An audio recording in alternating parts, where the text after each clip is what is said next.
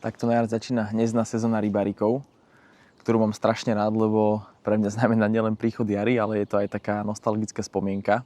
Rybáriky sme odjak živa mali ako taký cieľ nafotiť alebo aspoň pozorovať v tom čase. Ich také typické pískanie mi evokuje vždy takú pohodičku a taký vlastne príjemný zážitok. Oni sa tým pískaním zvítavajú a je to ich taký sociálny prejav. A takto na jar si samček so samičkou kopú noru. Ideálne je, ak je tam kolmý breh, kde si oni môžu svoju noru kopať tak, aby im tam nepršalo a zároveň sú chránení od predátorov, nič sa tam nevie ľahko dostať. Pri tom kopaní nory sa samček so samičkou strieda a z tých mojich pozorovaní to vychádza tak, že samček ide na lov, uloví nejakú rybku, samička ho čaká niekde v okolí toho miesta, kde si kopú alebo čistia noru a ten samček s tou rybkou príde a ako taký úplatok jej ju dá. Ono je to asi skôr nejaký taký dôkaz toho, že ten samček bude schopný sa postarať o mláďatá.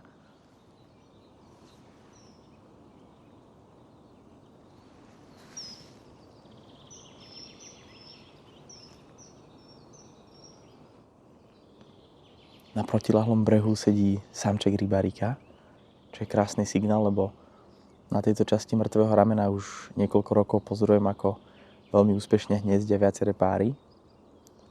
A už začína taký ten čas, kedy si budú kopať alebo väčšinou aj čistiť noru z predchádzajúcich rokov. A ten krásny modro-oranžový rybárik svieti v tej takej ešte nevýraznej krajine. Je to naozaj taký drahokam. Krásny.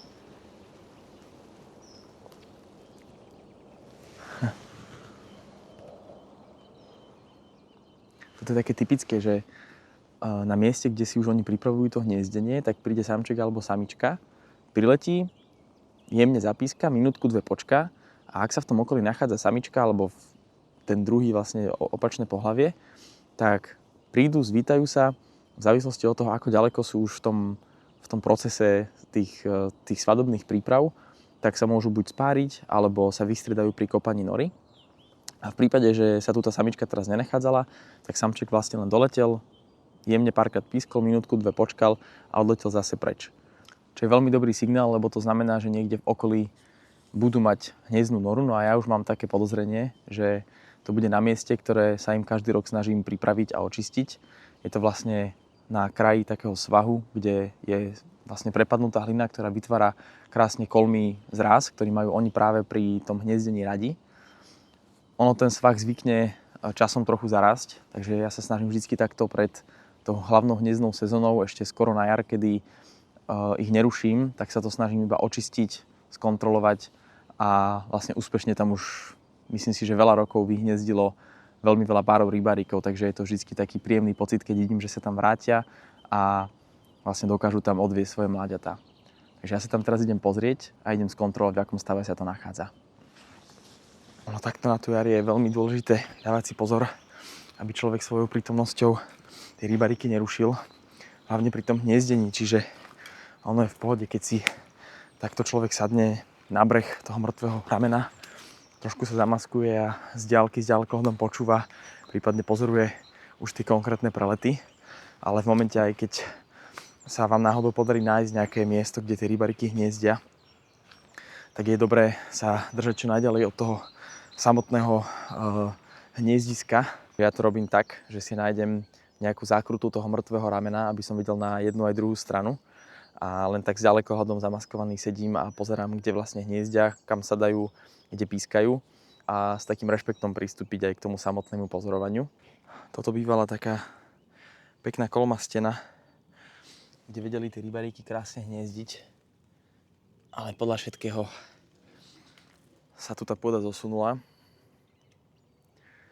a na tomto mieste už zrejme nevyhniezdia. Vlastne zrútil sa tento trávnatý previs, zrútil sa celý tento svah a tým pádom sa tá pekná kolmá stena, v ktorej aj v minulosti nora bola, zasypala.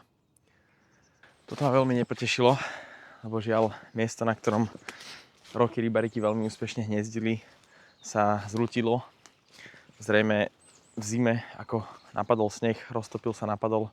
Ono veď ten svah akože pracuje, je to taký prirodzený, by som povedal, kolobeh tej krajiny, ale človeka to zamrzí, keď vlastne roky to miesto poznal, vedel, že funguje, že tie rybáriky ho majú radi, že tam úspešne vyhniezdilo, trúfol by som si povedať, niekoľko desiatok znášok úspešných.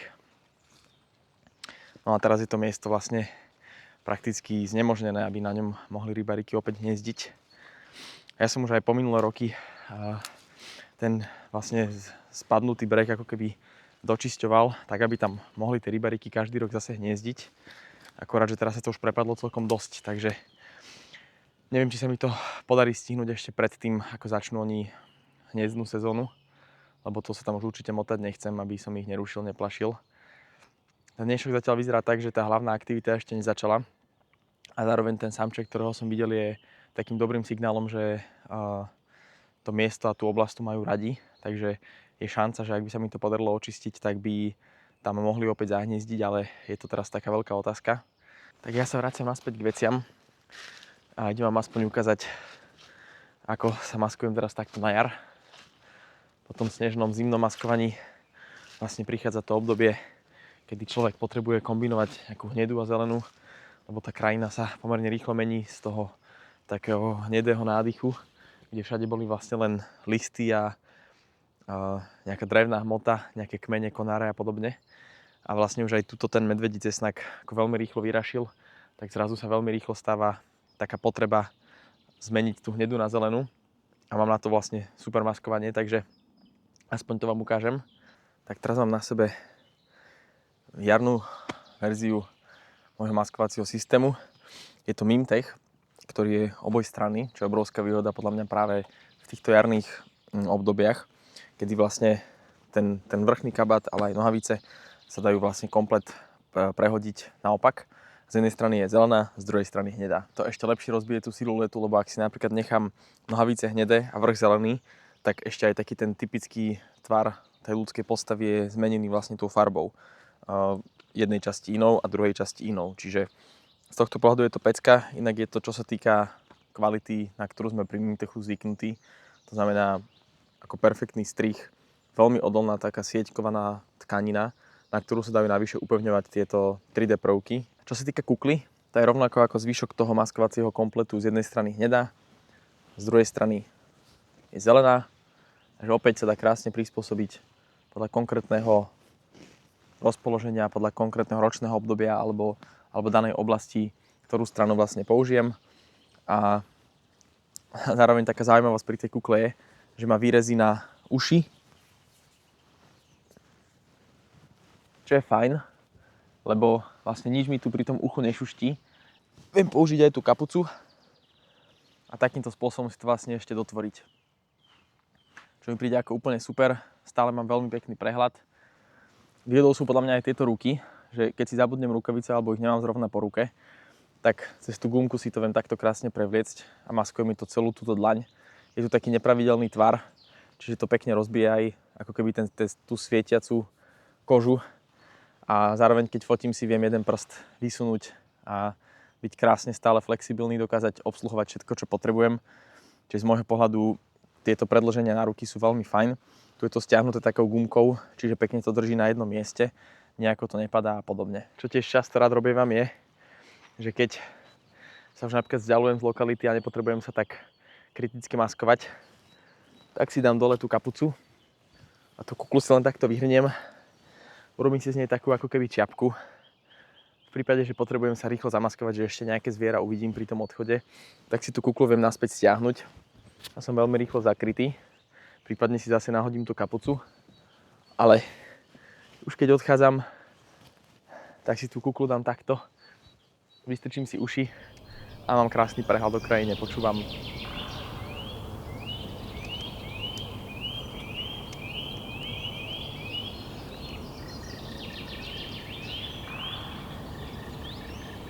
Ja mám za sebou naozaj krásne ráno, napriek tomu, že tá spadnutá hlina ma veľmi nepotešila, tak verím tomu, že tie rybaríky si tu nájdu nejaké miesto, kde budú vedieť zahniezdiť.